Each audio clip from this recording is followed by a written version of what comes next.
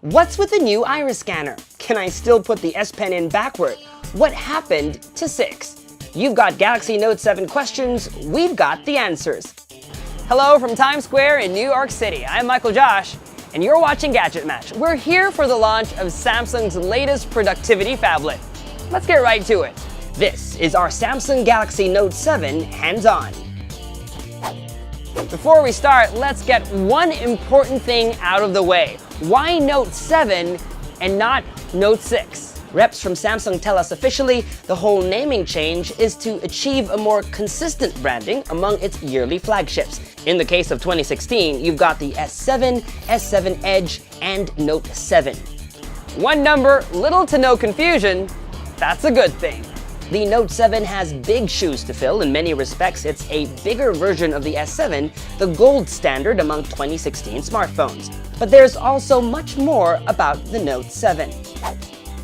Let's start with the obvious, the iris scanner, the headline feature everyone will be talking about. Samsung isn't the first company to put an iris scanner on a phone, but they're probably the first to do it right and to do it well. Here's how it works. Up front, to the left of the Samsung logo, is the iris scanner. To set it up, keep your phone 25 to 35 centimeters away from your face. Open your eyes wide and look into the scanner. A scan is made and kept. When you want to unlock the phone, swipe up from the lock screen. The scanner will glow red. On top of the display, there will be 2 circles. Align your eyes with the circles, and once the scanners detect your iris, the phone will unlock. If done correctly, it should unlock in a split second. And you don't have to hold your phone to your eye level. It will also work by just looking down at your phone. Let's see that again. Swipe, scan, unlock. Samsung says just like the fingerprint sensor, the iris scanner should work with any app that lets users complete secure tasks using biometrics.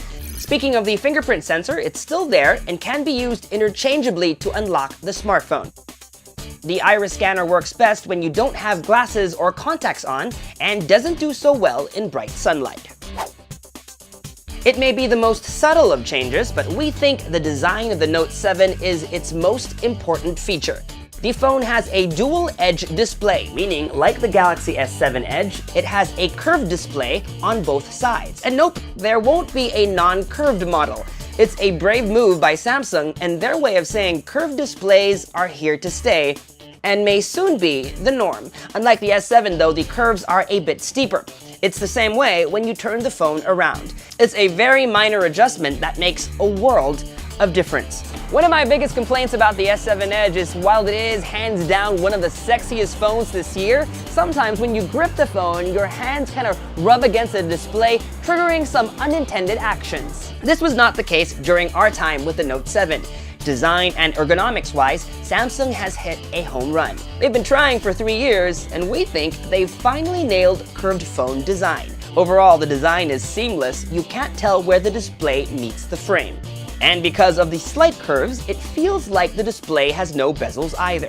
The Note 7 combines what we love about the S7 and the S7 Edge's design. It's the perfect balance between the two. But the small design changes don't stop there. Samsung is using the toughest type of aluminum alloy and the new Gorilla Glass 5, which should save your phone from drops from as high as 1.5 meters 80% of the time. Which is good to know because glass in front and on the back runs you twice the shatter risk. Like the rest of Samsung's 2016 flagships, the Note 7 is water and dust resistant also. The first time we've seen this feature on a Galaxy Note. All exposed ports are protected, even the cavity where you store the S Pen. Which, speaking of, in case you need to scribble a note in the rain, should work no problem. The display works when wet. Oh, and just in case things get too wet, the phone has a way of warning you to give it some time to dry before plugging it in. Let's talk about the S Pen some more, one of the Note's defining features. Last year, Samsung made the S Pen retractable. This year, they've improved the nib, making it thinner, which allows for more precise strokes when you're sketching or even just taking notes. Samsung says it's made other tweaks like more pressure sensitivity to really mimic the experience of writing with pen and paper. Samsung is also streamlining its note-taking apps. Action Memo, S-Note, and Scrapbook are all now one app called Samsung Notes. In it, you can type or scribble notes, draw or paint, paste image cutouts, and record voice notes. When you eject the S Pen, you bring up a feature called Air Command. Let's start with Smart Select. Before, you could make rectangle, lasso, and oval cutouts. Now you can make animated GIFs. To do that, go into Gallery. Let's pick that other video over there. Click on the circle to adjust the frame. Drag these corners to adjust some more. Play the video. You've got to do that first. Click Record. And then stop. There you go. We have an animated GIF. Air Command has 3 new tools.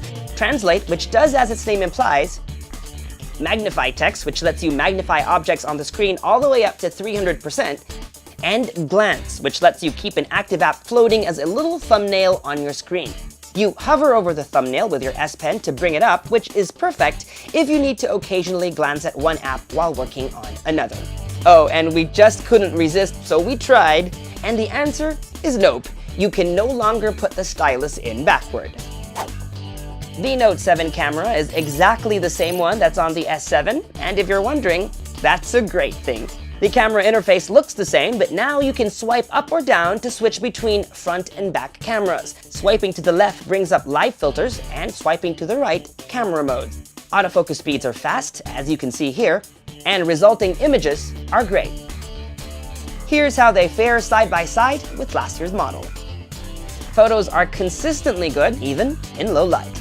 You'd be hard-pressed to find a smartphone camera that can take better photos. Selfies look great too. We didn't get a chance to shoot any video yet, but the Note 7 can shoot both 4K and high dynamic range video. Like the S7, the interface on the Note 7 is a much refined and restrained version of TouchWiz. It still runs Android Marshmallow. There's not a lot of bloatware, although that may change depending on your market and carrier. The biggest change is from the drop-down quick settings panel.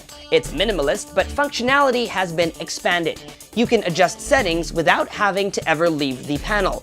While we're here, there's also a new setting adjustment called the blue light filter that adjusts screen color to help reduce eye strain, especially at night.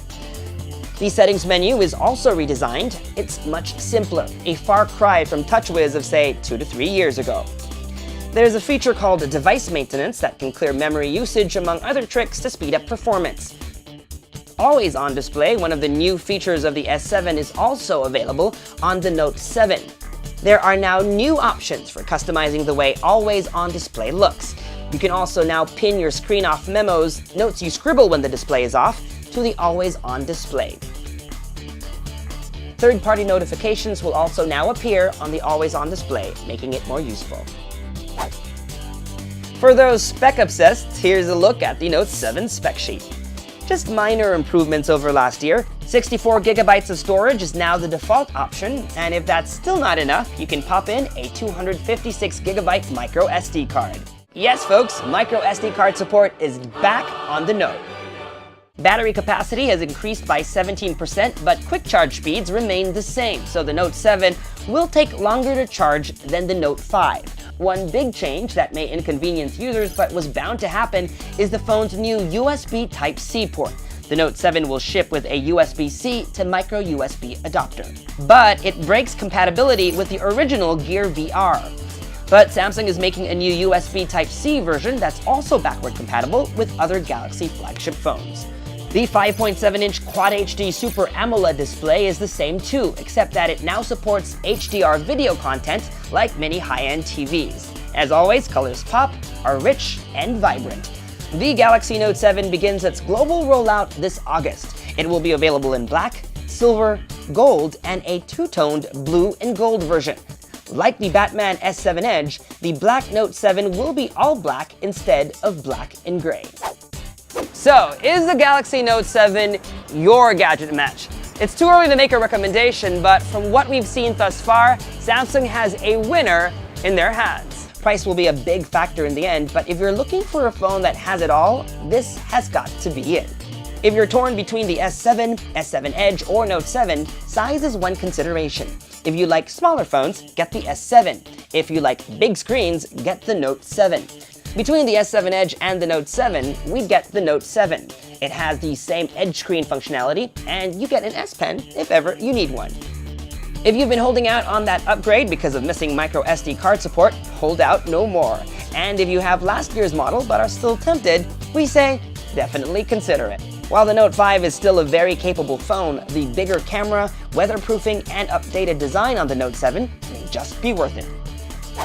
We'll be putting the phone through its paces and we'll be posting a review soon, so let us know what you'd like to see by leaving a message in the comments section below. If you like this video, give us a thumbs up, and if you're watching for the first time, subscribe to our YouTube channel, like our Facebook page, follow Gadget Match across social media, and make it a point to visit gadgetmatch.com daily. From here in New York City, I'm Michael Josh. Thanks for dropping by.